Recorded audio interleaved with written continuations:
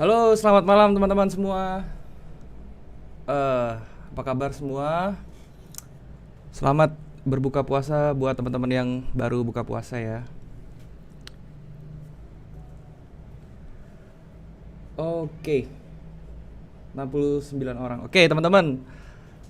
Bisa di-share dulu ya ke teman-teman yang lain yang mau belajar juga gitu ya. Jadi bisa sekalian belajar bareng-bareng. Kita bisa belajar.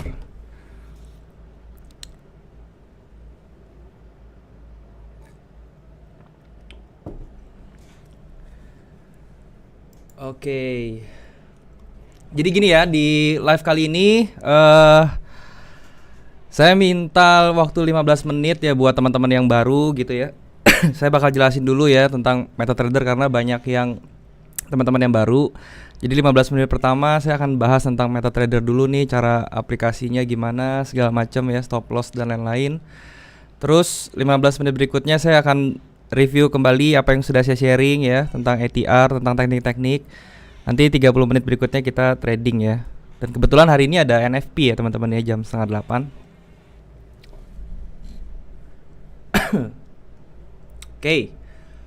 Buat teman-teman yang baru ya, jadi saya banyak ya baca di grup ya, jadi banyak yang masih trading pakai aplikasinya Okta ya. Lebih baik ini teman-teman ya, download MetaTrader 4 ya, seperti yang teman-teman lihat nih di layar, ini namanya MetaTrader 4 ya.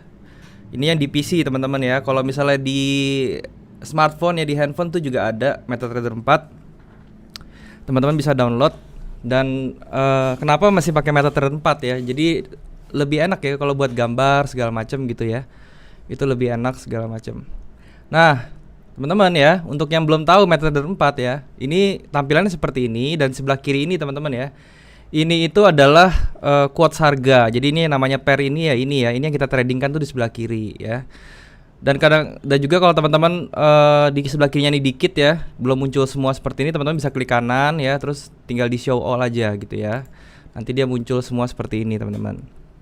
Nah, kemudian saya mau jelasin juga tentang time frame nih teman-teman. Di atas ini teman-teman bisa lihat ya, yang ada M1, M5, M30. Ini namanya time frame, oke? Dan ini merepresentasikan candlestick kita tuh mewakili berapa lama sih waktunya gitu ya. Jadi kalau M30 berarti satu candlestick itu 30 menit gitu ya. Kalau H1 berarti satu candlestick ini mewakilkan 1 jam, seperti itu teman-teman ya. Dan kemudian untuk posisi teman-teman ya, teman-teman bisa klik di sini ya.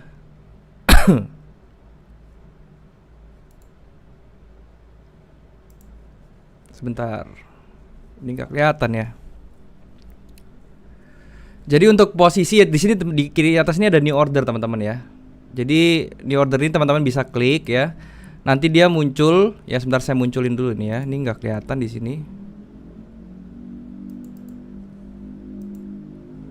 Oke, nah.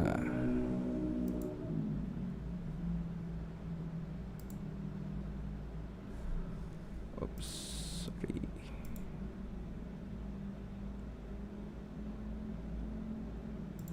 Nah, ini ya teman-teman ya. Ini dia akan muncul seperti ini teman-teman ya. Dan di sini ini untuk order ya, open order. Jadi di forex itu seperti teman-teman tahu ya, kita dua arah tradingnya, bisa buy bisa sell ya. Kalau buy itu kalau harganya naik kita untung, kalau harganya turun kita loss. Kalau sell itu harganya turun kita untung, harganya naik kita loss. Dan di sini ya, sebentar. Oke, ini saya kecilin dulu ya. Nah, dan di sini teman-teman ada stop loss dan take profit ya. Ini yang harus disetting teman-teman sebelum klik buy atau sell tuh, disetting dulu ya. Ini harganya berapa? Nanti tuh teman-teman bakal lihat sering berjalannya waktu, saya sering bilang nanti stop lossnya di berapa, take profitnya berapa gitu ya. Nah, itu ya. Jadi kalau sudah baru pencet klik di buy atau di sell. Seperti itu teman-teman. Oke, itu tentang yang awalnya ya. Dan terus kemudian saya mau ngasih tahu lagi tentang indikator ya teman-teman ya. Jadi kalau teman-teman nonton video-video tutorial saya sering bilang ada indikator ya. Nah, indikator itu teman-teman bisa buka di insert ya, di indikator sini. Nah, ini ada banyak gitu ya. Jadi tergantung teman-teman mau pakai apa.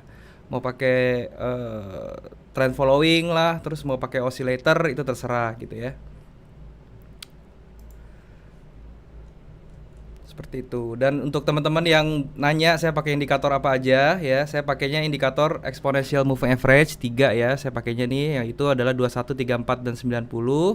Kemudian saya pakai stokastik dan saya pakai ATR, oke.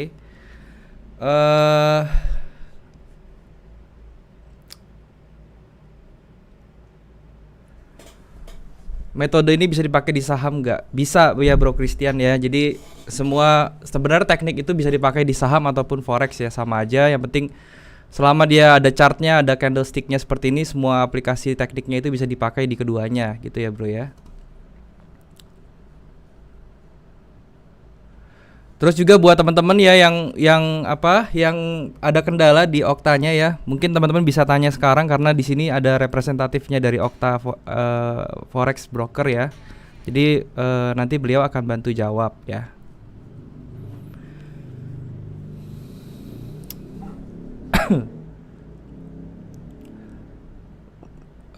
Buat teman-teman yang baru silahkan kalau ada pertanyaan tentang MetaTrader ya, ini aplikasinya seperti apa. Dan juga saya mau jelasin ya, di order ini ya, sorry sebentar. Nah di order ini teman-teman ya, ini kan ada yang ada tipenya tuh ada market execution sama pending order, oke. Dan di dalam pending order ini kalau market execution dulu ya saya jelasin ya. Kalau market execution itu ketika teman-teman klik buy atau sell dia langsung tereksekusi ya, langsung ke open posisinya. Tetapi kalau kita mau nunggu ya, maksudnya kita mau nunggu belum sampai ke support atau belum sampai ke resistance, belum sampai ke target harga yang kita mau gitu, kita bisa pakai namanya pending order. Nah di pending order ini kita punya 4 ya, ada buy limit, sell limit, buy stop, dan sell stop. Ini bedanya apa? Kalau buy limit itu kita akan membuka posisi buy ketika kita memesan harganya tuh di bawah harga running, oke?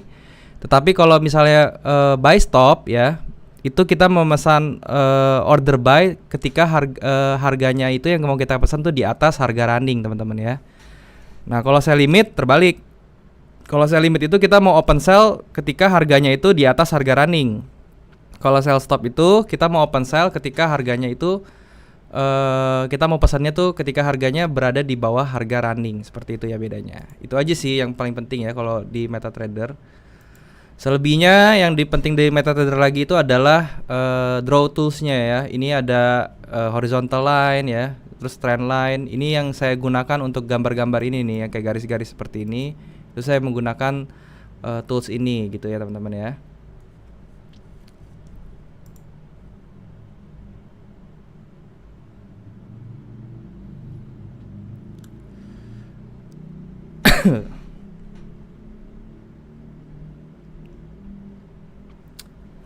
Oke.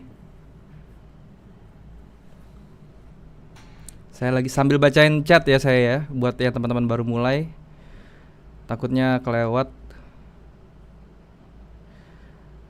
Cara biar MetaTrader langsung putih warnanya gimana? Soalnya setiap buka pasti warnanya hitam terus. Oke. Itu nanti teman-teman kalau misalnya mau tampilannya putih seperti ini, teman-teman klik kanan aja di chartnya ini ya, teman-teman klik kanan, terus nanti teman-teman masuk ke properties ya. Nah, sebentar. Saya contohin lagi properties di sini. Oke. Nah, teman-teman bisa lihat ya. Nanti akan muncul seperti ini ya. Teman-teman tinggal klik aja color scheme-nya, tinggal black on white seperti ini, nanti warnanya jadi putih kayak gitu ya teman-teman ya. Itu caranya. Dan kalau misalnya teman-teman mau merubah warna-warna ini ya, ini tinggal disetting aja. Kalau mau warnanya seperti ini, candlenya warna-warni gini, tinggal disetting di sini sebelah kanan. Nanti teman-teman bisa coba-coba sendiri ya, gitu.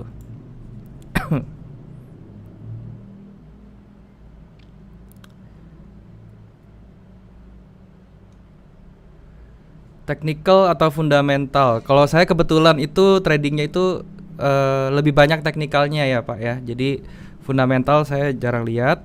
Bahkan kalau di forex itu saya jarang lihat news ya Pak ya. Nah ini kalau misalnya seperti sekarang ini di keadaan yang yang ada NFP seperti ini ya. Ini saya biasanya tradingnya nanti caranya beda ya. Jadi teman-teman bisa lihat nanti gimana saya memanfaatkan NFP ya.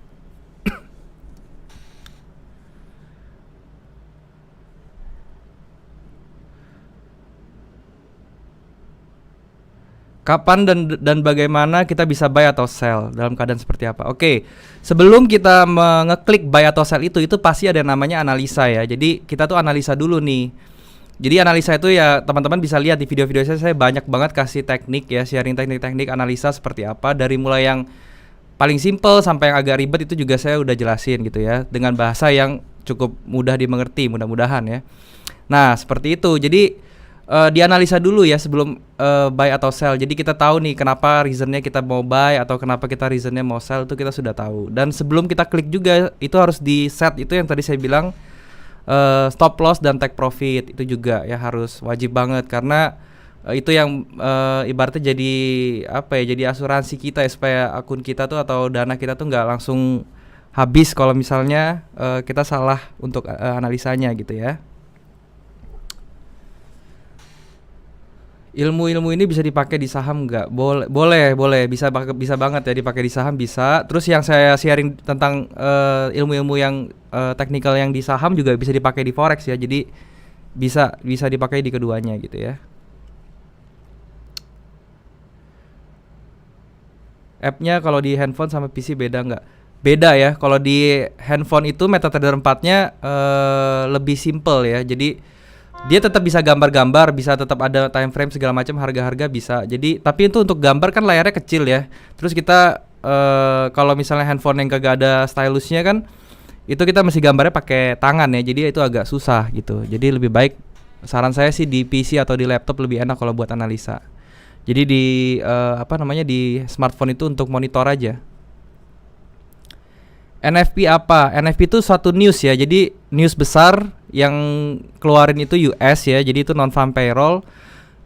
Non-farm payroll ini biasanya dia punya efek tuh gede ya ke gerakan harga. Nanti teman-teman bisa lihat pada jam 19.30 tuh nanti ada gerakan harganya tuh lumayan besar ya. Nah ini kalau teman-teman lihat aja ya di gold ini harganya udah mulai aneh gitu kan ya, geraknya tuh kakinya tuh tebel-tebel atas bawah ya, seperti whip show gitu ya. Dan inilah NFP itu ya pasti gerakan harganya gini. Makanya yang namanya technical itu di NFP kadang-kadang suka anomali ya, suka kacau gitu ya.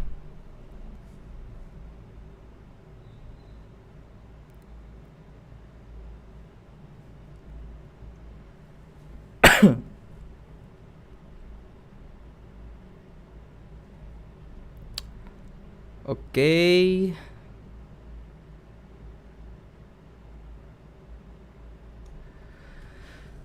Ya, saya review sedikit ya tentang apa yang sudah saya bahas kemarin-kemarin di video saya. Kemarin-kemarin saya bahas tentang money management ya, teman-teman. Itu adalah satu hal yang penting.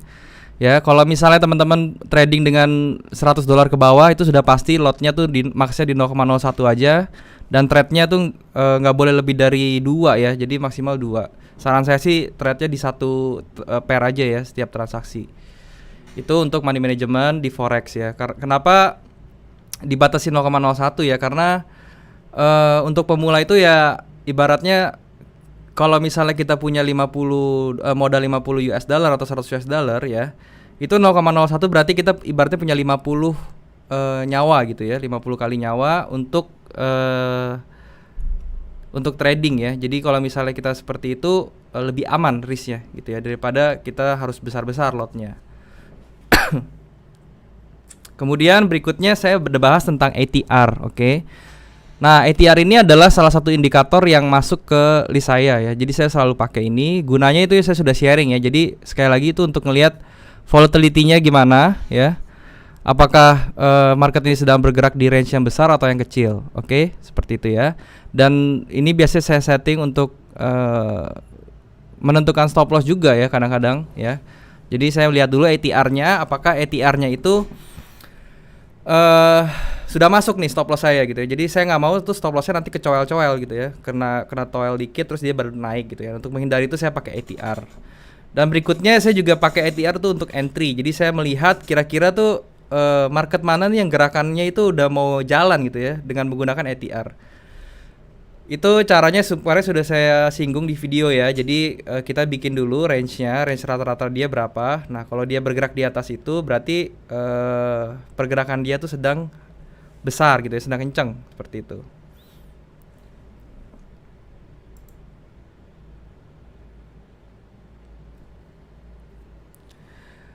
Nggak pakai Trading View.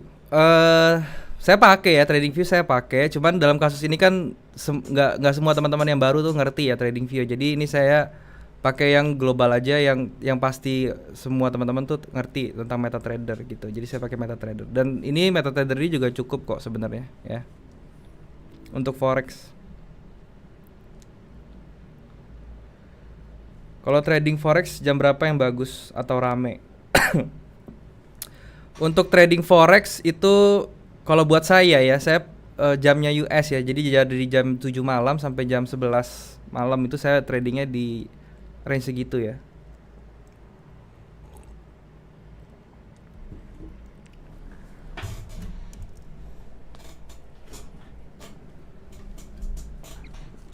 Untuk pengaplikasian real seperti apa SL dan TP-nya nanti bisa dilihat ya pada saat kita live trade.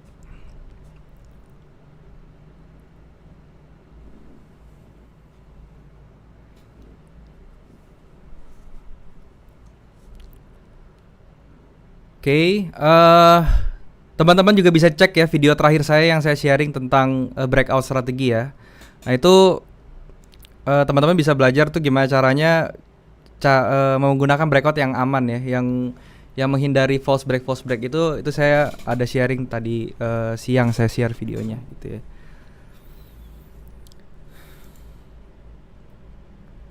Nah ini saya sambil lihat-lihat, oke.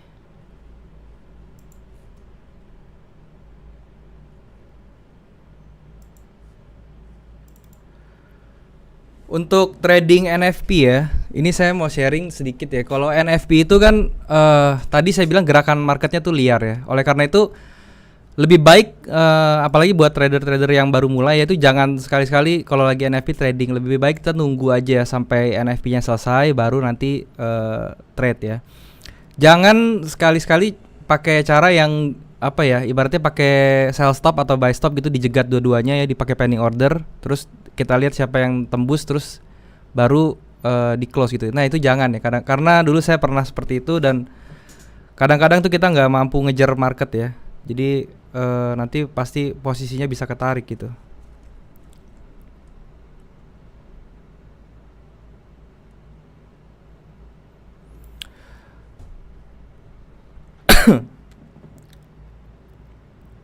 Menganalisa market ketika NFP, oke. Untuk menganalisa market NFP ya, itu kalau misalnya kita trading news ya, itu banyak orang yang pakai caranya tuh lihat forexfactory.com terus nungguin ya, kita ngelihat dia punya forecastnya berapa, terus actualnya berapa gitu kan. Tetapi itu kan nggak bisa kita apa ya, kita tebak ya, karena itu kan sesuatu yang bukan kita kontrol gitu ya. Tetapi kalau misalnya saya pribadi, saya hanya melihat pergerakan tren dari yang terjadi di chartnya itu loh. Oke, jadi misalnya seperti ini nih ya. Ini gold kan, ini dalam kasusnya gold ya, saya lihatnya di H4 ya. Teman-teman lihat ya, dia bergerak bullish segala macam, dan dia ini sudah ada pattern di sini ya. Pattern yang penannya yang besar, dan kemudian dia sudah break ke atas. Oke. Nah, seperti ini nih. Sudah break ke atas seperti ini dan harganya bertahan di sini. Nah, ini kan berarti ada indikasi bahwa market ini akan ke atas itu ya.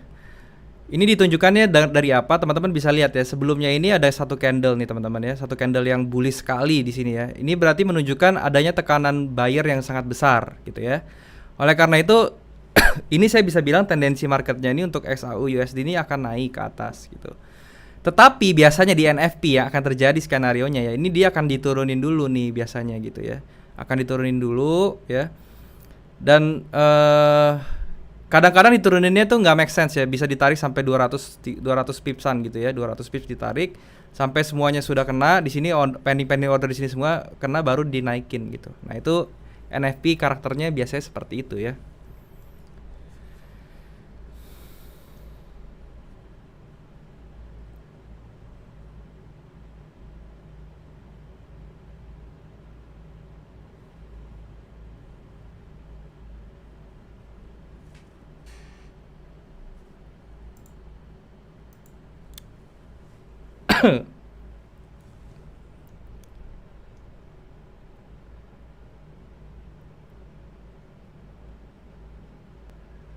Oke, ada pertanyaan nggak ya tentang ATR dan segala macamnya. Kalau misalnya ada pertanyaan silahkan ya ditanyain biar saya bisa jawab sekarang gitu ya.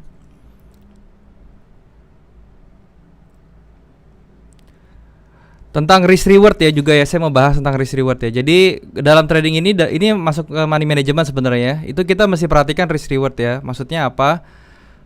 Kalau misalnya kita sudah menentukan stop loss ya. Jadi misalnya stop loss kita tuh misalnya let's say 50 pips gitu ya. Itu kita mesti melihat kita punya rewards atau take profitnya tuh berapa ya. Apakah market itu bisa ngasih kita minimal 75 pips. Kalau misalnya dia nggak bisa kasih kita 75 pips ya, itu kita harus lewatin ya, karena risk kita itu sudah 50 pips. Kalau misalnya rewards kita di bawah 75 pips, berarti RR-nya atau risk reward rasionya itu di bawah 1/1,5 gitu teman-teman, dan itu kurang oke untuk di tradingin ya. Jadi minimal itu rasionya 1/1,5 gitu ya.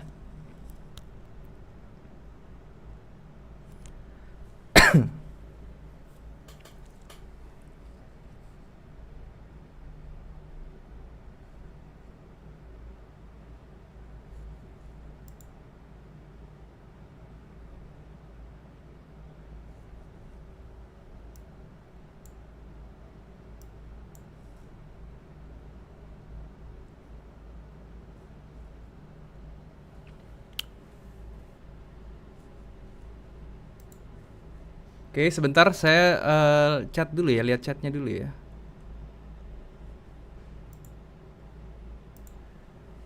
Ini kenapa chatnya mati ya? Oke, sudah nyambung lagi. Oke, teknik multiple time frame. Oke, siap. Jadi gini, saya juga menekankan kalau misal trading itu ada baiknya kita pakai 2 time frame minimal ya, teman-teman ya. Jadi 2 time frame ini fungsinya untuk apa ya? Yang pertama itu time frame yang pertama ini seperti saya contohkan nih H4 ini untuk melihat kira-kira nih arahnya tuh mau kemana ya. Karena di H4 ini kan secara garis besar kita sudah tahu ya dia trennya lagi bullish, membentuk pattern dan dia sudah break di atas itu. Nah, itu gunanya untuk time frame yang besarnya gitu ibaratnya. Itu gunanya H4 untuk saya. Dan kemudian yang kedua itu saya harus ada time frame untuk entry ya. Nah, untuk entry itu biasanya time frame-nya lebih kecil ya.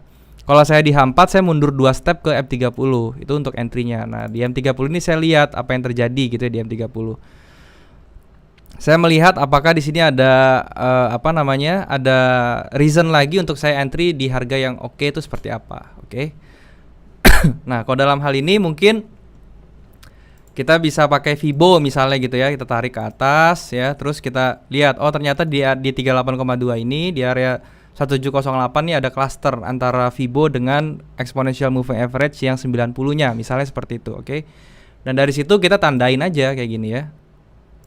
Kita tandain seperti ini dan dia setelah harga masuk ke area ini ya udah kita tinggal siap-siap entry di M30 kita tunggu swing jadi kita entry untuk buy. Misalnya seperti itu, teman-teman. Itu gunanya multi time frame. Oke. Nah, untuk Fibo ya, mungkin teman-teman yang baru belum mengerti itu Fibo apa, tapi nanti minggu depan tuh saya akan upload videonya tentang Fibo, jadi teman-teman bisa belajar ya. Dan saran saya Fibo ini harus ditonton banget ya, karena ini tools yang sangat penting banget untuk kita trading.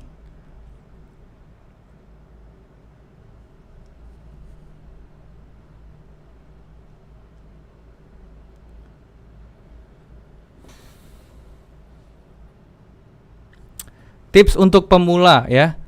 Tips untuk pemula, saya nggak bosan-bosan untuk bilang ya, teman-teman itu yang baru mulai coba demo dulu ya. Jadi download MetaTrader 4 terus bikin akun demo dan coba dulu di demo sebelum masukin duit atau sebelum deposit ya, karena supaya ngerti dulu ya, minimal tuh ngerti aplikasi MetaTrader-nya, ngerti teknik-teknik basicnya ya. Karena kalau misalnya teman-teman main langsung deposit pakai uang beneran ya, terus nanti trading dan nggak ngerti, itu yang berbahaya teman-teman ya, seperti itu.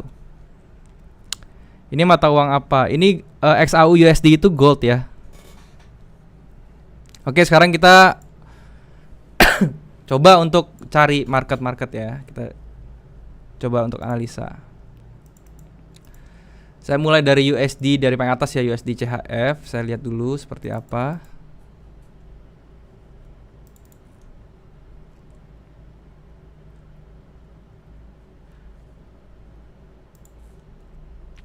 USD CHF ini Masih sideways ya teman-teman ya di sini. Range-nya jelas sekali ya. Dan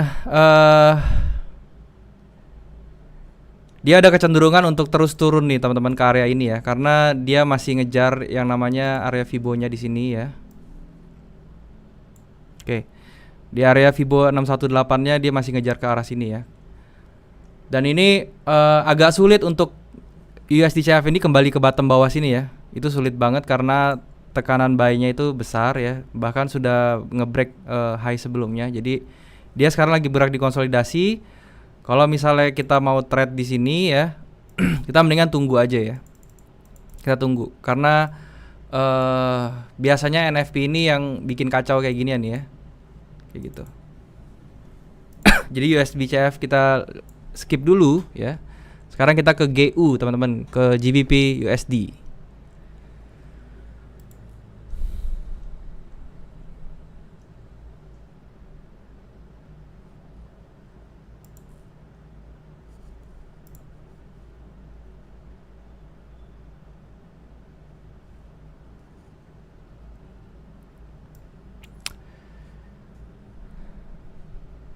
GBP USD dia mulai menanjak naik ya. Dan dia sudah bikin higher high di sini ya, dan di sini juga dia sebentar saya cek. Di sini belum berhasil bikin higher high ya. Tapi dia low-nya juga naik terus. Ini GBP USD juga tendensinya masih up ya. GBP USD tendensinya masih up. Kita lihat di M30-nya. Nah, oke. Di M30-nya juga dia punya satu momentum yang bagus ya di kondisi yang seperti ini nih, saya gambarin. Oke. Ini ya. Ini akan menjadi level supportnya yang susah ditembus ya. Jadi kalau misalnya kita gambar Fibo di sini, oke.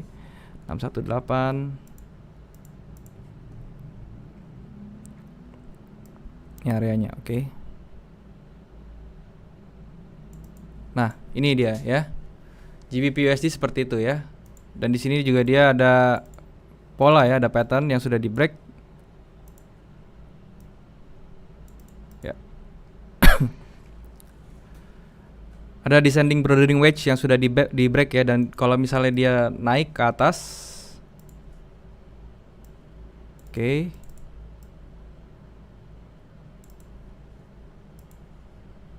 Targetnya di sini teman-teman ya.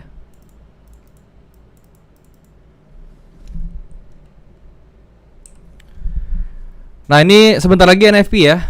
1 menit lagi NFP, kita lihat reaksi marketnya seperti apa ya. Kita akan lihat di gold ya teman-teman ya. Kita akan lihat di gold. Oke. Jadi apa yang kita bisa lakukan di NFP gold sekarang ya. Jadi kita tinggal tunggu nih, nah ini marketnya sudah mulai, NFP-nya sudah jalan kayaknya ya.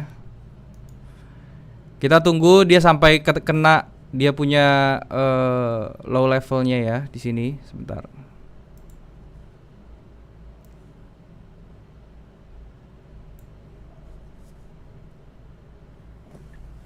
Oke, kita tunggu di sini marketnya teman-teman. Kita cek dulu, tunggu sampai 1-2 menit setelah NFP, kita lihat reaksinya seperti apa. Apakah dia bisa sampai ke area untuk kita buy ya. Dan satu lagi yang penting dari NFP ya, kalau teman-teman trading NFP seperti ini, apalagi di newsnya keluar ya, itu lotnya jangan besar-besar, oke? Lotnya pakai lot seminimal mungkin ya teman-teman ya, karena kita punya TP dan SL tuh akan jadi jauh.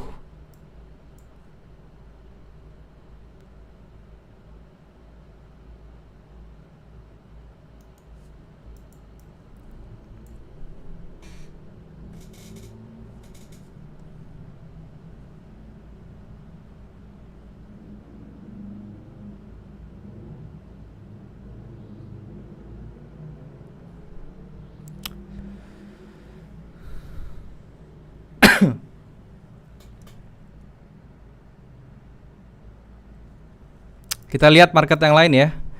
Jadi di gold NFP-nya nggak sekencang, nggak sesuai ekspektasi saya ya. Kita lihat di euro, efek NFP bagaimana?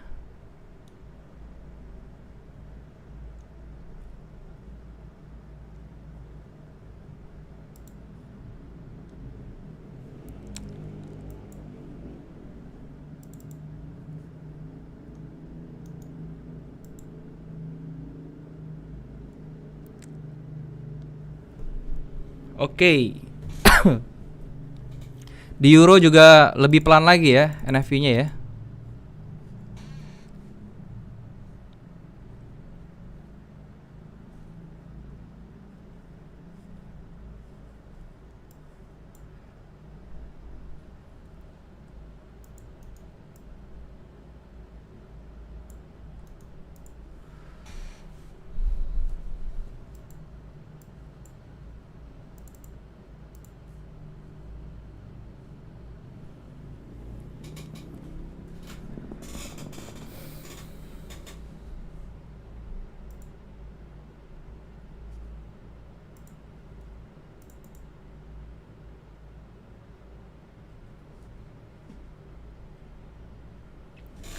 Oke, hasil NFP-nya bagus ya. Tapi kita lihat efeknya nggak terlalu oke untuk marketnya, nggak terlalu kencang ya.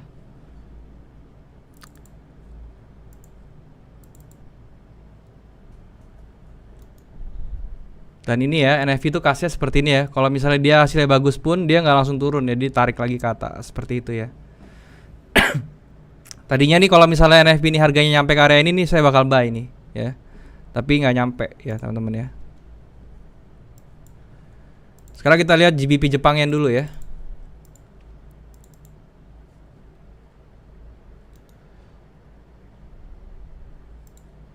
Dari H4-nya kita cek. Oke, H4-nya dia ada divergence ya, GBP Jepang Yen. Dia ada divergence, bullish divergence, tetapi teman-teman lihat ya, dia berhasil naik dan dia pas naik ini kena di sini ya. Jadi dan di area sini ya teman-teman ya, di area moving average-nya sini ya, ini dia harganya galau ya, mau kemana dia bingung gitu ya.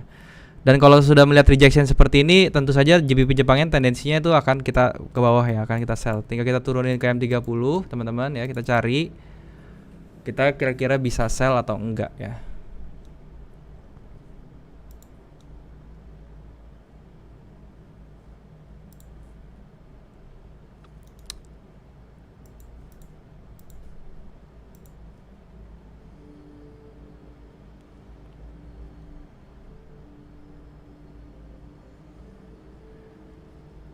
Oke.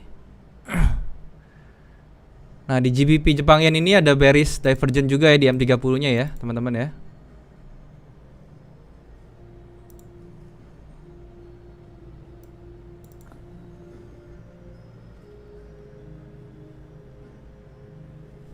Oke. GBP Jepang Yen ketika dia break low sini ya, perhatikan ya, begitu dia break low sini, ini kita bisa entry ya teman-teman. Jadi kita make sure dia close dulu di bawah sini, oke? Nah, ini sekitar 180 pips lagi. Kita tunggu dia sampai break di sini dan dia close di bawah sini, kita bisa entry teman-teman ya.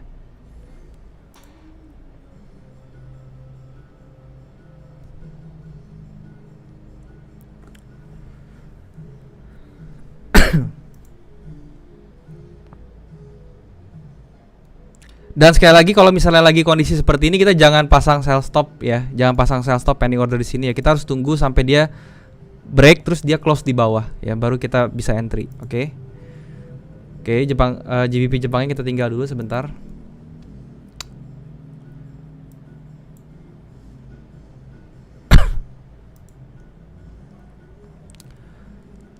Kalau GBP USD ya, itu saya nggak tertarik untuk sell ya, karena di sini masih ada ibaratnya masih ada gatekeepernya di sini yang kuat banget nih bullishnya ya. Jadi menurut saya ketika dia sampai ke level sini dia akan bereaksi ya, dan dia bisa rebound sedikit ya, seperti itu. Jadi kalau GU itu saya tunggu aja di sini mendingan, oke?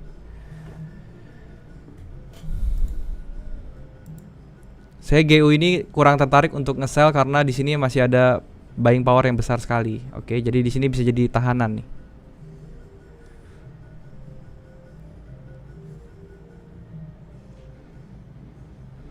Itu pakai indikator apa aja? Saya pakai exponential moving average, stochastic dan juga ATR. Ya.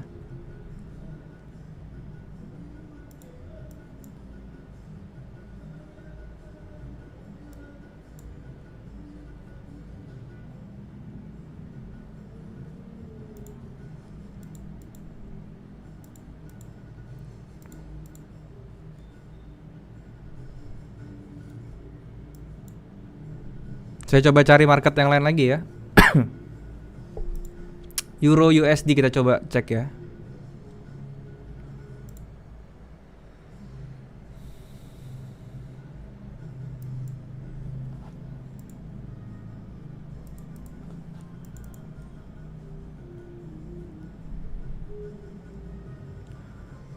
Untuk Euro USD juga ya. Ini masih belum aman untuk di sell, oke, belum aman untuk di sell. Jadi lebih baik ditunggu saja ya. Kalau Euro USD saya juga tendensinya sama kayak GU ya. Jadi ini karena Euro EU dan GU ini sama, saya punya plan ya. Saya tunggu dia sampai ke area bawah sini. Oke, ini saya gambarin. Sampai ke area bawah sini nih, teman-teman ya. Kalau lebih tepatnya itu di area sini ya. Di 1.08. Ini ketika dia sentuh sini saya baru cari posisi untuk buy. Itu untuk view euro saya ya, Euro USD.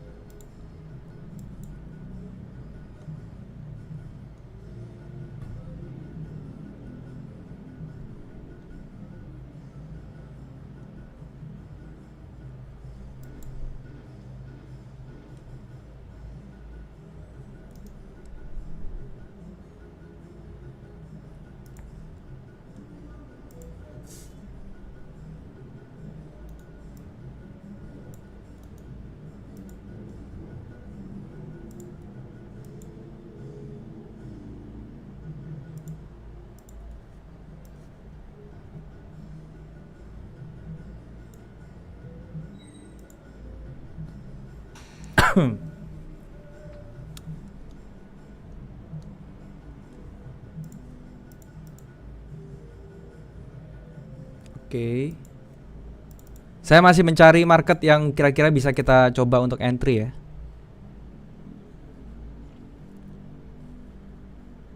USD Jepang Yen.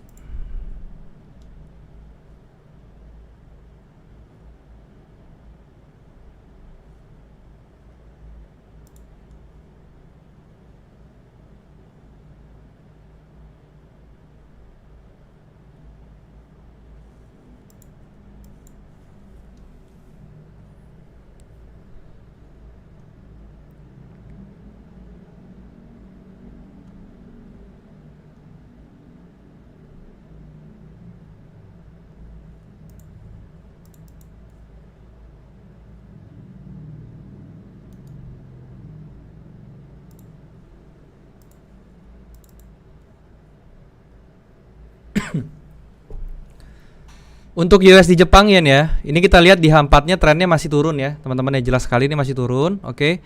Dan kalau kita turun ke M30-nya ya, ini kita akan bisa cari sell area ya. Nah, ini sell areanya ini sudah cukup jelas nih ya, teman-teman ya. Saya kasih gambar. Oke.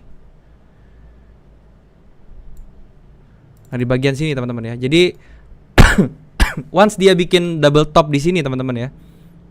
Ketika dia bikin double top di sini, ini kita bisa untuk siap-siap untuk entry teman-teman ya. Jadi saya tunggu swing di sini. Begitu dia bikin double top saya bisa entry. Ya lebih bagus dia break dulu bikin fake out gitu ya. Itu biar lebih ada momentum.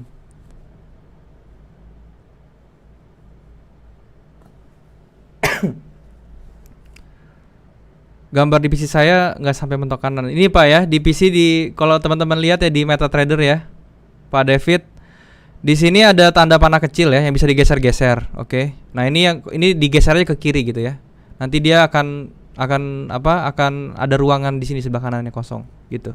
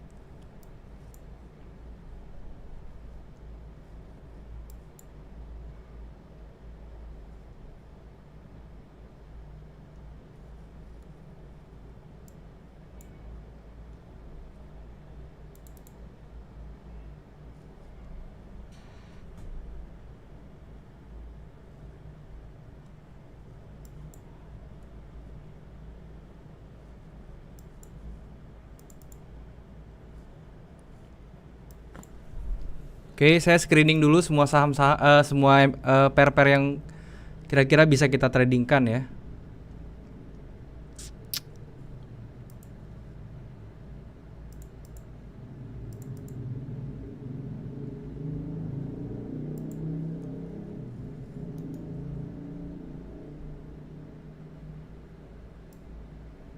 Oke, range-nya terlalu tinggi.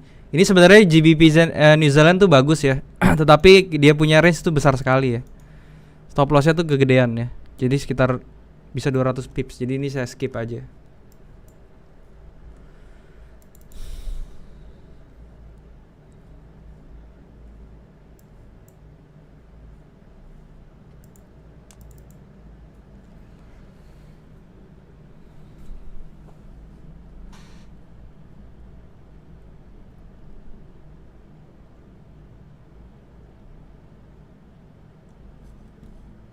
Oke.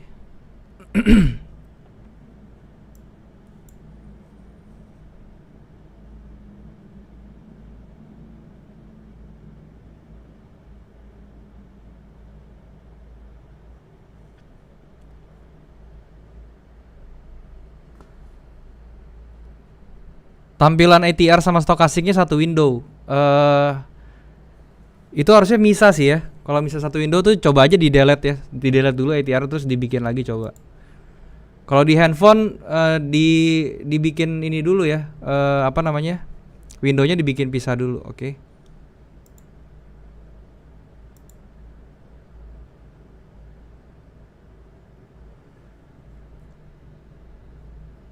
GBP CHF ini ya.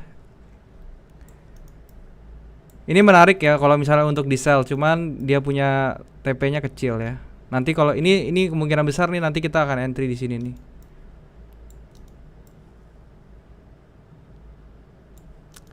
Tapi range-nya kecil sekali ya ini ya.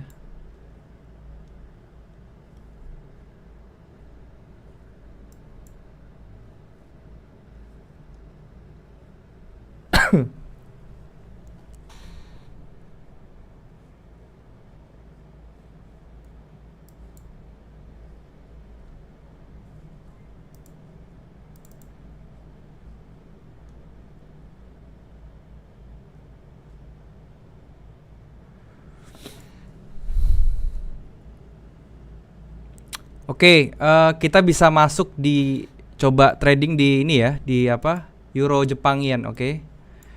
Di Euro Jepang Yen kita cek dulu stop lossnya, oke 200 pips itu nggak terlalu besar. Jadi kita coba ya trading di Euro Jepang Yen.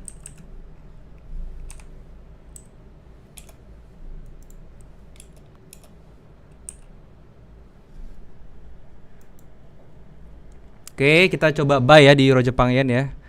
Kita punya stop loss di bawah sini ya teman-teman ya, sekitar 30 pips itu nggak masalah. Oke, ini risk rewardnya bagus. Dan kita punya TP itu bisa lumayan panjang. Oke, kita coba.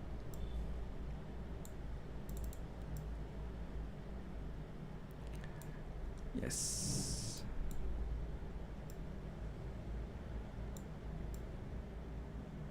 Di area sini ya teman-teman ya.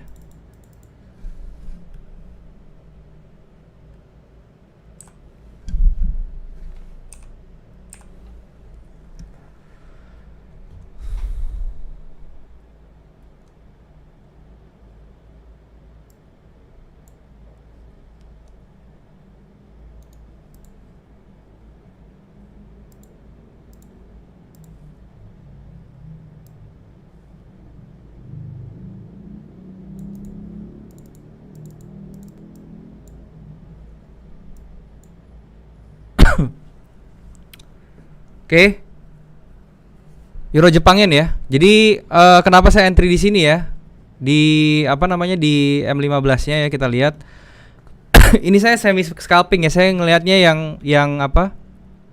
Yang range-nya kecil aja gitu ya. Jadi kenapa saya entry di sini? Karena dia punya level high sebelumnya sudah di break ya teman-teman, bisa dilihat ya. Sudah di break di sini ya. Dan ini mudah-mudahan ini kencang ya, dan ini ATR-nya masih di bawah ya, dan dia saya berharap dia bisa terus naik ya. Dia punya range ATR seperti itu. Di sini ada dua hambatan sebenarnya ya. Yang pertama tuh di area sini ya. Ini ada hambatannya di sini. Oke, jadi ini memang dia struggling untuk tembus ke atas. Dan yang kedua tuh di atas sini yang di area TP-nya itu ya.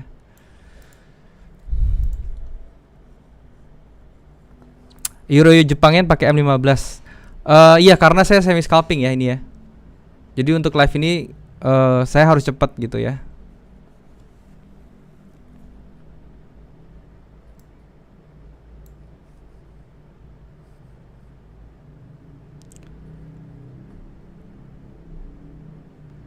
Saat menggunakan time frame M30 ideal stop lossnya berapa pips ya?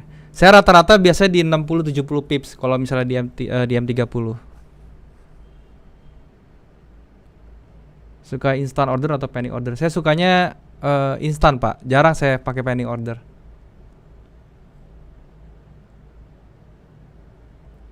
Leverage ideal untuk modal kecil 100-500. 1/500 ke bawah pak ya. Ya oke lah kalau misalnya modalnya kecil 1/500 itu udah oke kok pak. Kita cari market lain lagi ya sekarang ya.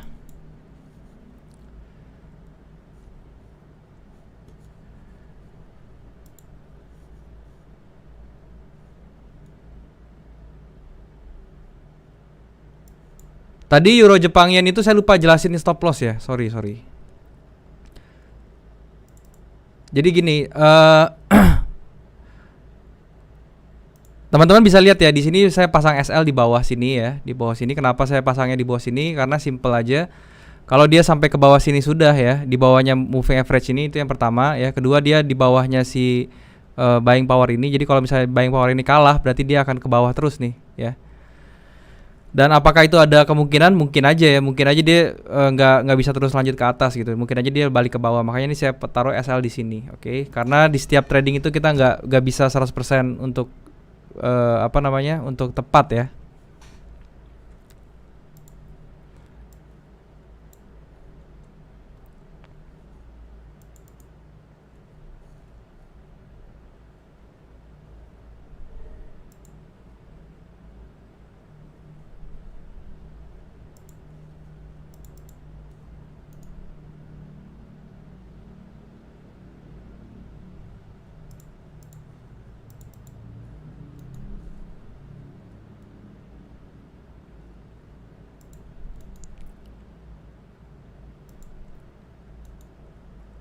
Aussie New Zealand juga ini bisa sell nanti di area sini ya.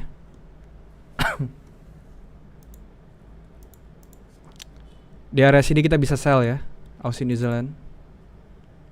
Kita tinggal tunggu aja.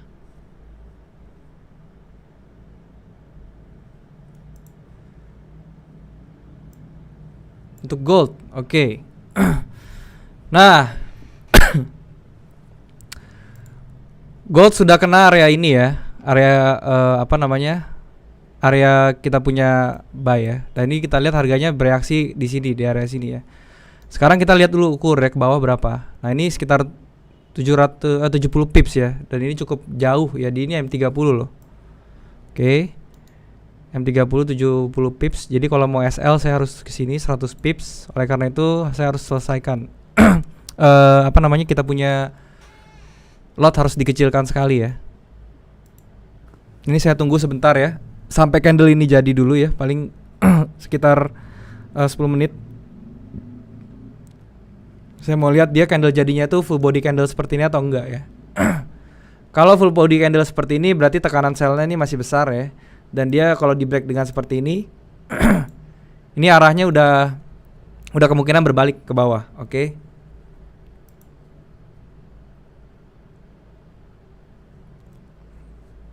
Dia sudah kena area buy kita tunggu close-nya tuh di mana ya. Saya kalau misalnya dia close di atas area sini kita buy. Kalau dia close-nya ke bawah terus ya, di dalam apa namanya? Area supportnya ini ya, dan dia masih terus mau Morubozu candle seperti ini, kita akan lihat dulu berikutnya seperti apa.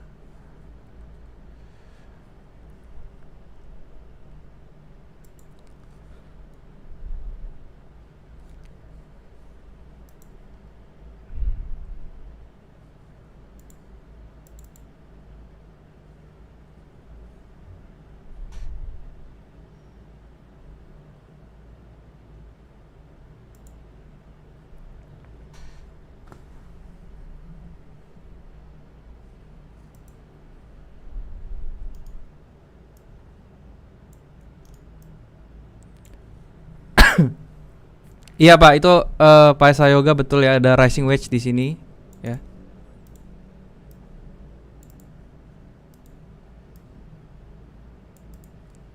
Dia break turun.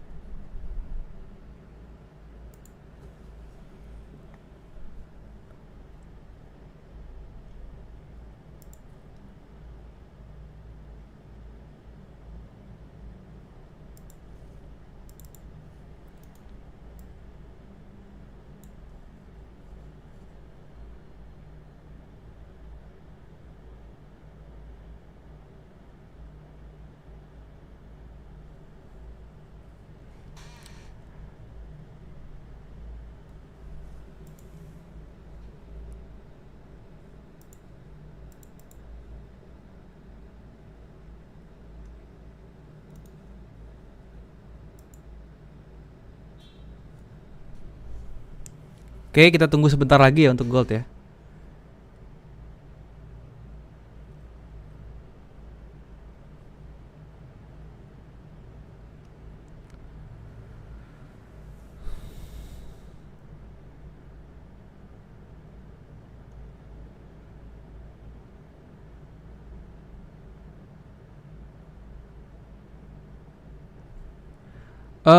Kasih swing ya, contoh swing ya. Ini swing itu intinya ada dua, ada formasinya tuh seperti ini ya, saya gedein ya biar jelas. Nah, swing itu formasinya harus seperti ini ya. Jadi ada candle, kalau misalnya swing low ya, ada candle yang sebelah kiri ini, terus ada candle yang paling besarnya, yang paling low-nya, terus ada satu candle yang close-nya di atas candle low-nya itu ya. Jadi ini namanya swing tiga candle ini. Jadi setiap belokan-belokan itu namanya swing ya. Sorry tadi kenapa harus masuk area biru dulu ya. Karena ini Pak ya, area biru itu ya, yang tadi saya gambarin di sini ya, itu adalah area supportnya dia ya. Yang tadinya resisten kalau udah di break itu jadi support gitu ya. Ini makanya areanya kuat ya. Bisa dilihat ya, kalau misalnya dia pas masuk area biru ini tuh harganya bereaksi gitu ya. Jadi dia nggak langsung bablas ke bawah, dia ada rejection dulu seperti ini. Gitu ya.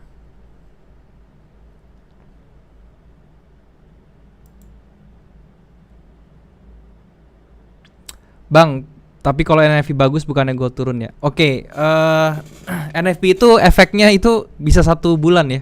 Jadi saya percaya kalau misalnya NFP di hari H-nya itu nggak terlalu akan, maksudnya itu nggak akan pengaruh ke naik turunnya langsung ke market gitu. NFP itu expirednya 1 bulan tuh, jadi dia bisa aja naik dulu terus baru diturunin tuh bisa gitu ya.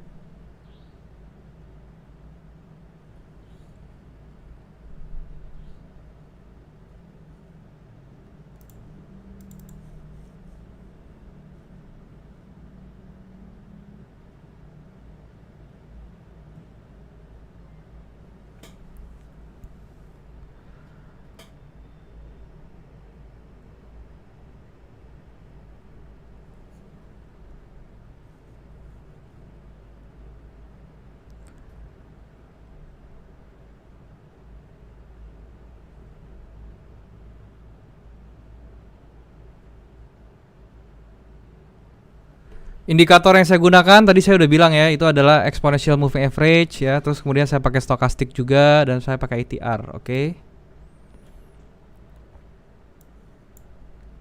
Kita balik lagi ke gold ya. Penasaran saya sama gold ya.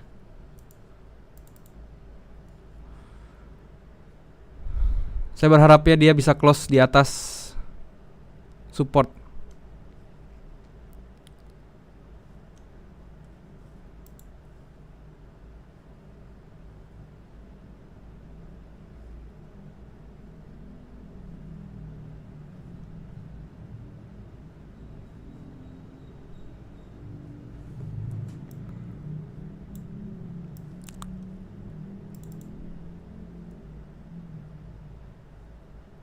Oke.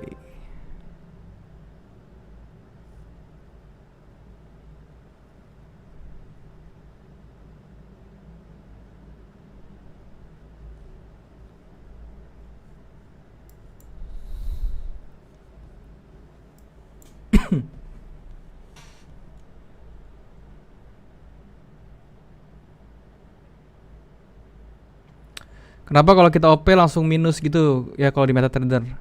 Kalau di MetaTrader kita open posisi langsung minus karena itu ada spreadnya ya Pak ya. Jadi spreadnya itu yang bikin kita minus ya.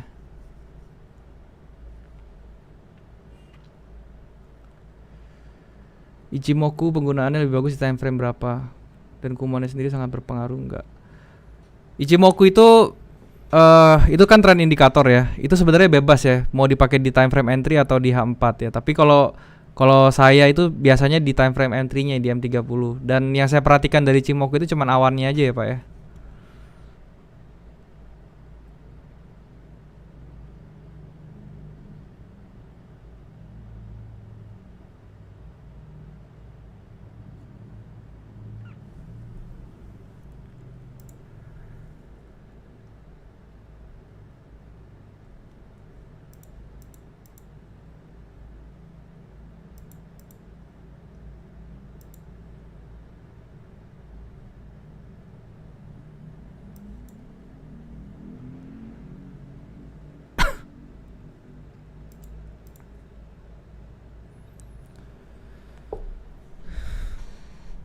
Nah, USD Jepang Yen ya.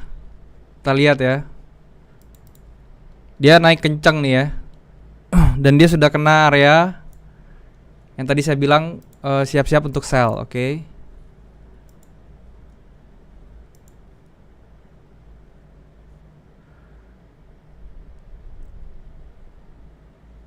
Kalau misalnya kondisinya seperti ini ya, teman-teman ya. Kalau kita lihat kondisinya seperti ini ya, ini kita jangan langsung counter sell ya kalau masuk seperti ini ya. Karena apa? Karena tekanan dia buy-nya itu gede sekali ya. Tekanan buy-nya besar sekali. Dan ini sulit dipatahkan. Nah, ini bahkan ini sudah bisa shifting ke bullish nih teman-teman ya. Jadi kita nih kalau misalnya mau entry di USD Jepangnya tuh lebih baik kita sekarang shiftingnya ke buy teman-teman ya. Saya akan coba lihat range-nya dulu berapa di H4-nya.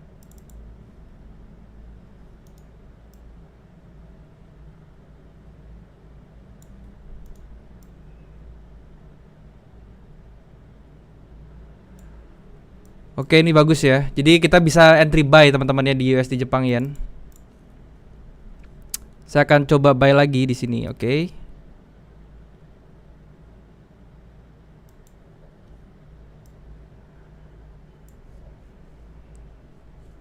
Saya ke H4 untuk menentukan stop loss dan juga TP-nya.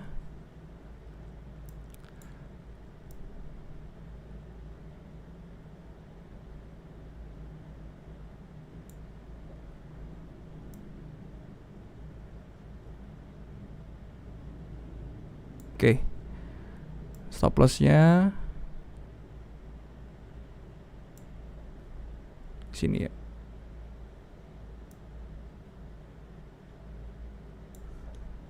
Ya, seperti ini ya. Setting saya di USD Jepangnya seperti ini ya.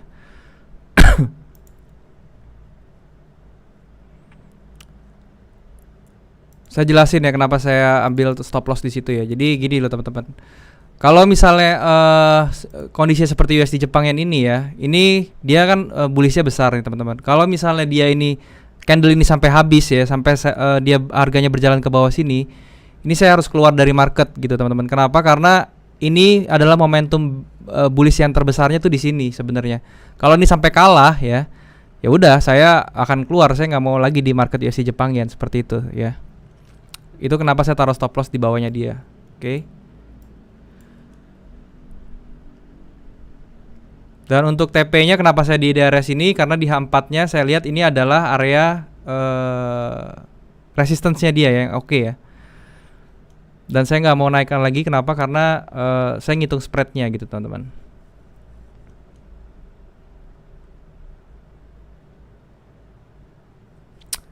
GBP Jepang Yen.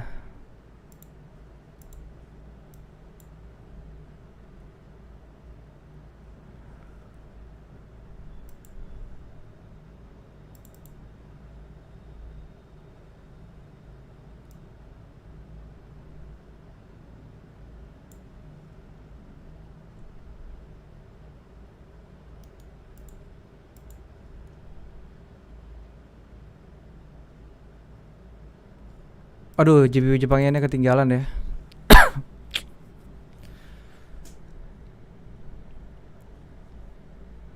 Oh belum, bentar.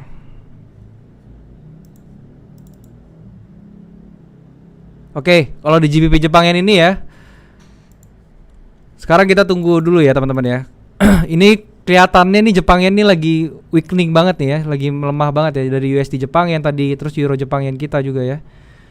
Kita tunggu dulu ya teman-teman ya, karena di GBP Jepang Yen ini kita nggak bisa langsung sell nih teman-teman, karena lagi-lagi ya ini balik lagi ke candle yang jadinya itu ya bullish sekali nih Marubozu ini nih ya. Dan range-nya ini juga cukup lumayan ya.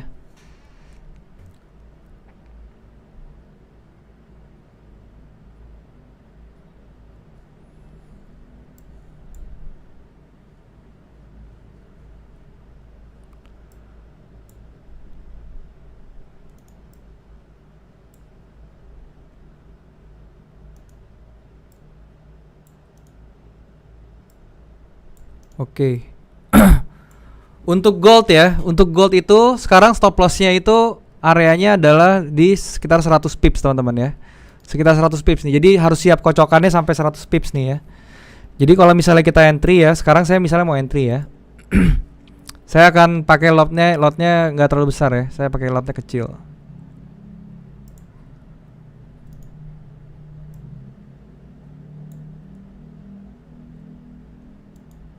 Kocokannya gold, ingat ya, ini besar sekali kocokannya gold 100 pips ya.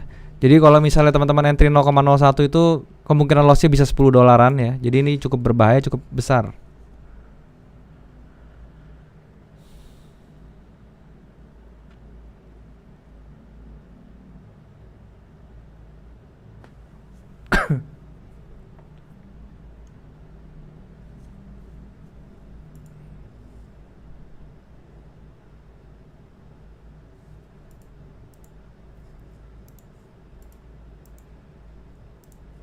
Saya pakai di di gold ini seperempat dari lot saya biasanya ya. Kenapa begitu? Karena ini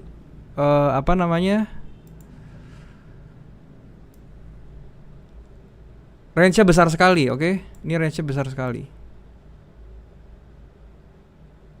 TP saya sekitar 160 pips.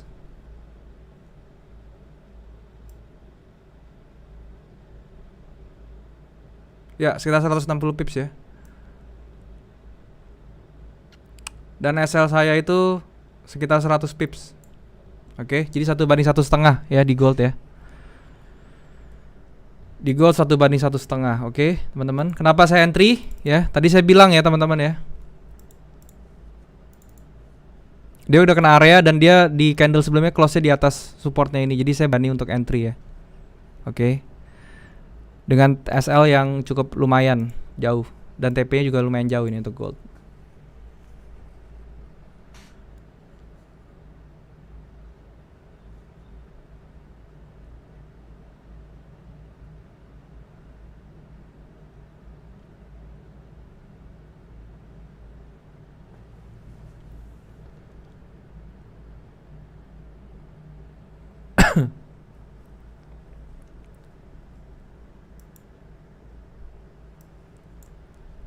Oke.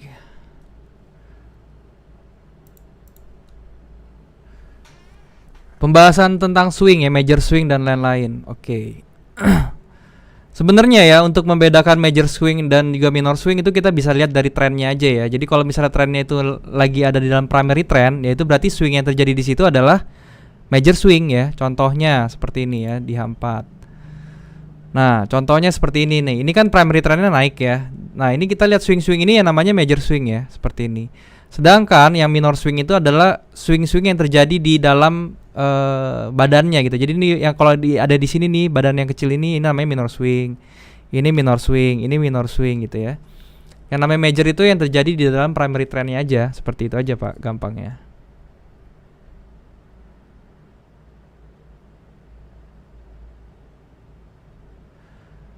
Bang, spreadnya bisa dihilangin nggak biar nggak minus? Nggak bisa Pak ya, itu memang sudah dari sananya Pak.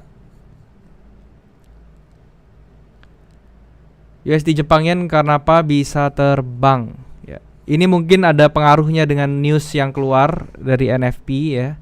Tapi sekali lagi jangan dimakan mentah-mentah ya newsnya ya, kayak gitu.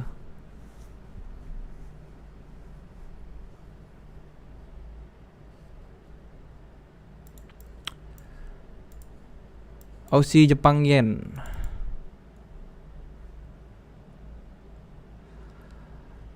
Oke.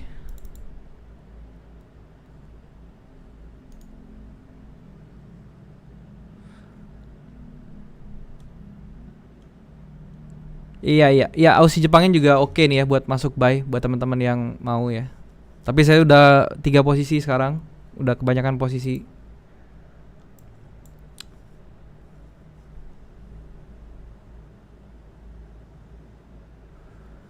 Kalau USD terbang kenapa buy XAU Kak? Karena di XAU ini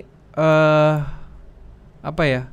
Dia punya polanya tuh masih bullish ya. Jadi dia udah break di sini, dia punya high-nya sebelumnya ya, dan dia udah bikin swing di sini. Walaupun ini double top ya, saya nggak gentar maka, tapi dengan catatan ya, XAU tadi saya bilang ini stop lossnya cukup jauh ya, jadi teman-teman bebas mau masuk atau enggak. Tapi saran saya kalau teman-teman yang yang punya account yang nggak terlalu besar ya, dan juga baru pertama kali trading forex, jangan diikutin sih sebenarnya ini, karena gold itu cukup liar ya, maksudnya cukup volatile ya, jadi range-nya tuh besar sekali, cukup berbahaya.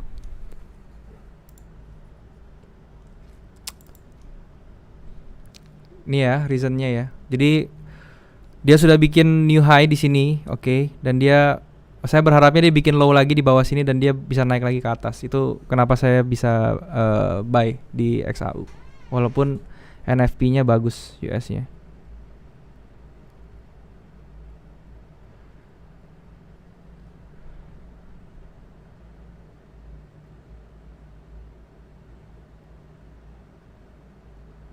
Kenapa saya punya nggak ada gold? Ya tinggal diklik kanan aja ya di di quotes-nya. Seperti ini, terus di show all ya. Gimana bedain dia mau koreksi major atau itu cuma minor? Oke. Cara bedainnya itu ya, pertama itu dilihat dari major support resistance-nya ya. Dia tuh kenanya major support apa major resistance gitu ya. Kalau dia area-areanya di major support atau major resistance, itu kemungkinan besar dia bakal bikin swingnya itu ya swing major juga gitu ya. Tetapi secara itu nggak bisa didetek secara 100% bener ya.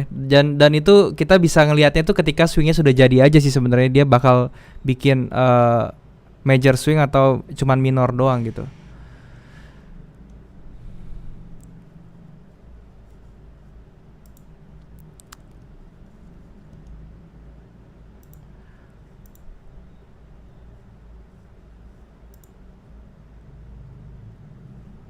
Euro Jepang.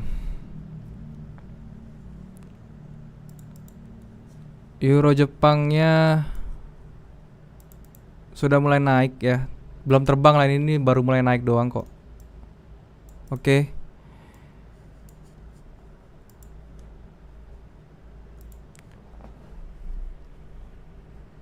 Trabar tiap minggu berapa kali? 1 bulan 2 kali ya sekarang. Untuk sekarang sebulan saya 2 kali untuk trade bareng. Jadi nextnya itu saya lupa tanggalnya, nanti saya kabarin di update di video YouTube saya, oke?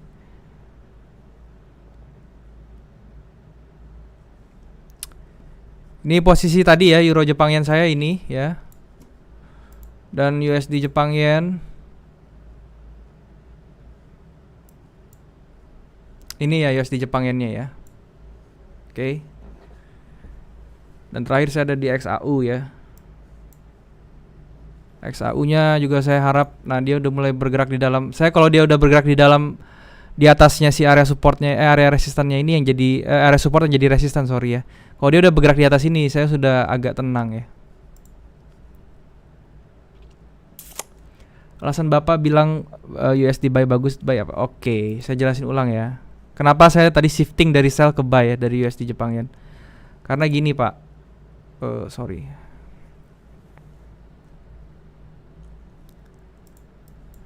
Karena ini ya, karena candle ini Pak ya. Oke. Tadi dia ini pertama nih ya. Ini saya memang nggak jabarin dia pakai Fibo karena saya tahu banyak yang belum ngerti. Jadi saya cuma dalam dalam apa ya? Di pikiran saya doang ya, saya kira-kira Fibonya di mana. Ini saya tahu nih Fibonya dia udah di 61 nih Pak ya, di USD Jepang Yen. Dia di 61, dia struggling di sini tapi tendensinya itu bikin higher high. Nah, di sini ya tadi ya saya kira kalau dia itu bakal merayap ke atas sampai bikin double top dan dia turun lagi. Karena apa? Karena di sininya kan kecil-kecil nih candlenya nih. Untuk naik kan susah ya. Nah, kalau sampai kecil-kecil itu dia tuh kemungkinan besar dia akan balik lagi ke bawah, Pak. Dan karena dia ini tren yang dihampatnya itu juga masih down turun kan. Tetapi ya karena ada efek NFP dan segala macam, dia bikin satu candle M30-nya tuh satu candle yang powernya gede sekali, Pak. Di dalam satu candle ini ceritanya nih banyak nih. Ini banyak infonya di sini, Pak. Ini mengindikasikan kalau misalnya ada buyer yang kuat banget di sini. Satu candle ngehajar, dia punya 4 candle bearish ini Pak, yang di sebelah kiri. Yang ini kita nggak usah hiraukan ya. Yang kita lihat tuh yang ekstremis seperti ini. Dia dihajar satu candle. Berarti di sini isinya adalah buyer yang kuat sekali gitu ya. Oleh karena itu saya shifting dari sini. Nah makanya saya bilang tadi kalau misalnya ini harganya sampai dibalikin lagi ke bawah, ini saya keluar langsung Pak, gitu ya. Karena berarti di sini buying powernya sudah habis gitu ya. Oleh karena itu saya taruh SL di bawahnya dia nih Pak, gitu. Oke, paham ya? Itu kenapa saya buy USD Jepang Yen.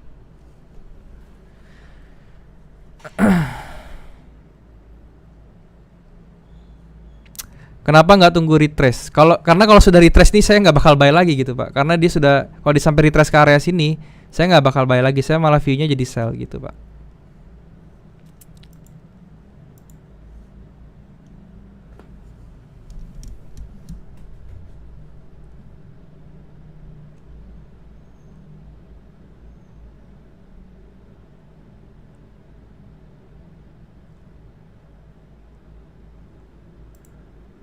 Aussie US dollar.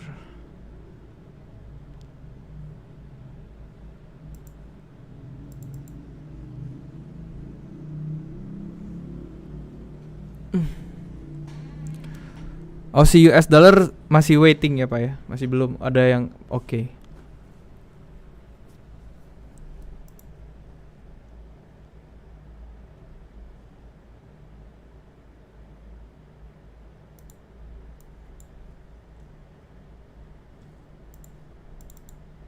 EU masih sama ya, saya tunggu dia turun tadi saya bilang ya.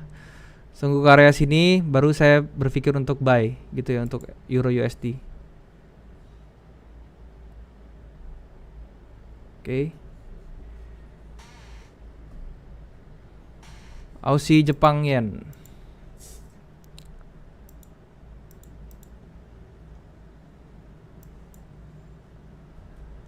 Oke. Aussie Jepang Yen itu belum turun lah Pak maksudnya. Kita kalau di dalam trading itu baru nggak nyampe 10 pips tuh belum bisa dibilang turun ya. Turun itu kalau trennya sudah ganti gitu, sudah kena, sudah apa namanya, sudah patah gitu trennya ya, itu baru kita bisa bilang itu turun.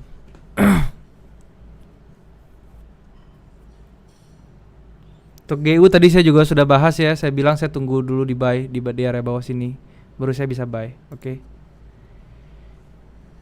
Sekali-sekali trading saham. Boleh ya nanti saya coba bikin sessionnya juga yang trading saham. Tapi itu agak susah sih karena itu siang-siang ya.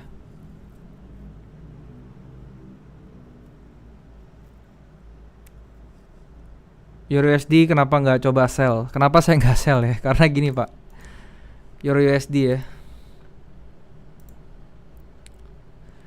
Ini semua tentang apa ya?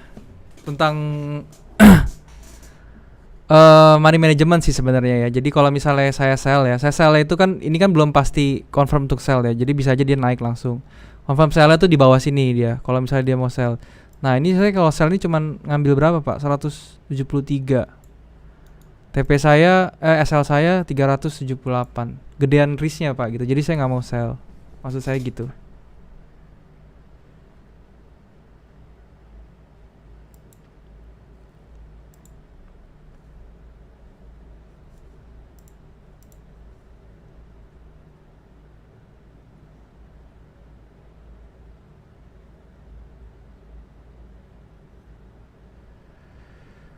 False break, false break itu ya nggak ada teknik khusus ya. Jadi kalau false break itu tinggal lihat aja yang troublemaker candle siapa yang bikin dia false break ya. Kalau misalnya dia bikin false break itu ya tungguin aja sampai ada candle yang nge-close di atas atau di bawahnya candle yang bikin masalahnya itu gitu.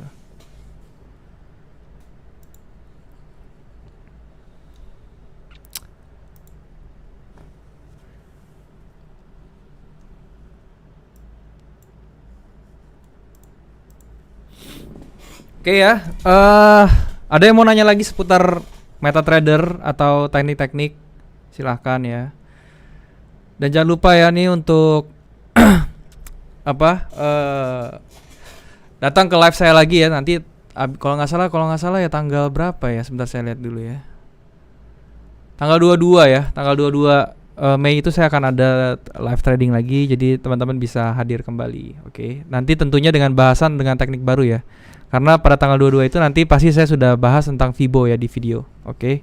Jadi nanti kita cari entry-nya lebih enak.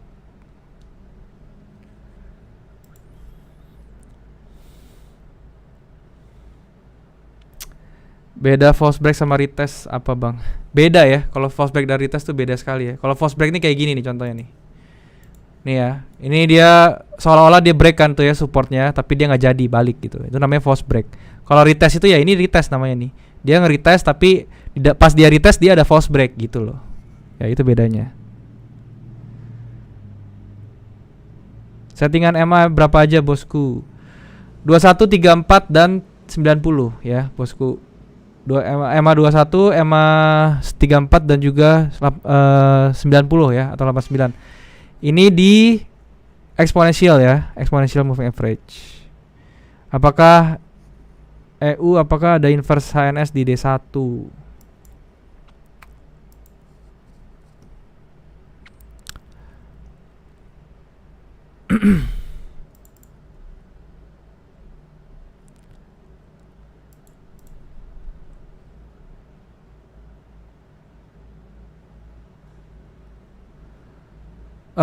Bukan ya, ini nggak ada inverse head and shoulder, tidak ada ya.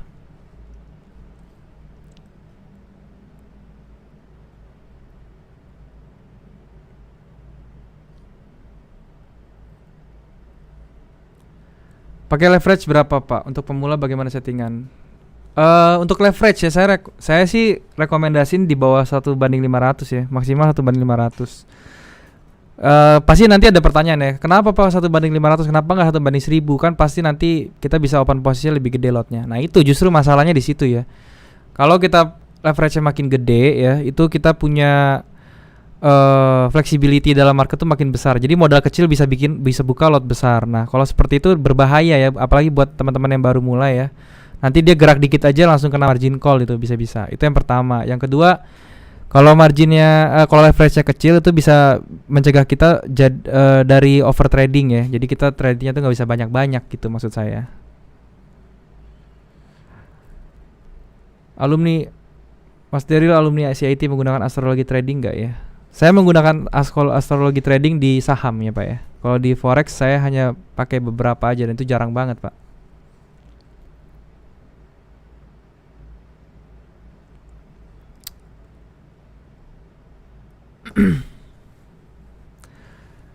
Om saran kalau kita nyangkut lebih baik kita close apa tunggu? Saran saya kalau misalnya kita open posisi terus floating loss ya, itu diamin aja pak. Kan kita punya stop loss ya. Jadi kalau dia kena stop loss ya sudah, nanti kita cari lagi gitu ya. Jangan pernah minder atau jangan pernah sedih karena kena stop loss pak ya. Karena dalam trading itu kena stop loss itu biasa sekali ya, biasa banget ya. Jadi kalau kena stop loss ya cari lagi di nextnya gitu. Yang penting kita konsisten aja pak ya. Dan jangan lupa pakai punya buku seperti ini ya teman-teman ya. Dan saya selalu menyediakan buku dan pulpen. Jadi setiap ada entry seperti tadi ya, ini harus dicatat ya. Dan ini saya nggak sempat catat, tetapi nanti pasti saya catat gitu. Untuk apa gunanya buku ini kita catat posisi tadi ya? Itu gunanya supaya kita bisa nge-track kita punya performance tuh gimana ya. Jadi kalau mau jadi trader yang continuous improvement ya, yang berkembang terus ya, kita harus punya catatan atas performance kita biar kita bisa review kenapa kalau misalnya kita loss salahnya kenapa gitu. Kalau misalnya kita profit ya udah itu kenapa kita bisa profit, harus di review terus ya supaya kita nggak mengulangi kesalahan-kesalahan yang kita sudah pernah lakukan gitu Pak. Oke.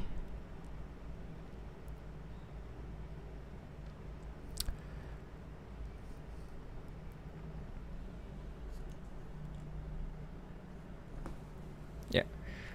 Oke ya, mungkin segitu dulu kali ya live hari ini ya teman-teman ya. Semoga bisa memberikan manfaat ya buat teman-teman ya semua.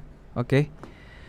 Jadi saya minta kalau misalnya live ini jangan berharap kita bakal profit terus kita bakal cuman ibaratnya saya jadi kasih signal doang gitu. Enggak, saya harapannya tuh teman-teman belajar dari apa yang saya lakukan gitu ya. Jadi pas saya melakukan ini kenapa gitu ya, teman-teman bisa tanya dan saya pasti akan jelaskan gitu ya. Sehingga nanti ke depannya kalau teman-teman trading tuh bisa tahu gitu ya.